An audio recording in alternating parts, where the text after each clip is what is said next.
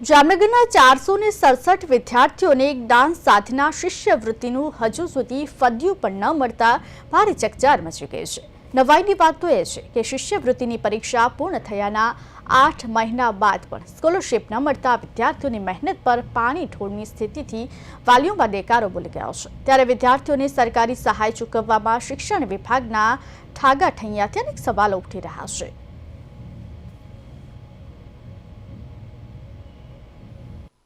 જામનગરની વાત કરીએ તો જામનગરમાં જ્ઞાન સાધના યોજના અંતર્ગત અંદાજે 467 વિદ્યાર્થીઓને આજની તારીખે પણ તેની ગ્રાન્ટની રકમ મળવા પાત્ર થઈ નથી।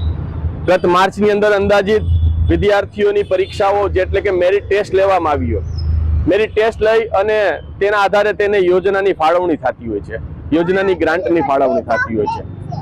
વાત છે ગ્રાન્ટની તો આટલો લાંબો સમય થઈ ગયો હોવા છતાં પણ જે વિદ્યાર્થીઓ એલિજિબલ છે, જે ગ્રાન્ટ માટે એલિજિબલ છે, જેને ગત વર્ષની ગ્રાન્ટ છે, તે આજ દિવસ સુધી હજી છે ધોરણ 9ના 466 વિદ્યાર્થીના પ્રથમ હપ્તાની જે રકમ છે એ તમામ વિગતો પરિપૂર્ણ થયેથી એમના એકાઉન્ટમાં જમા।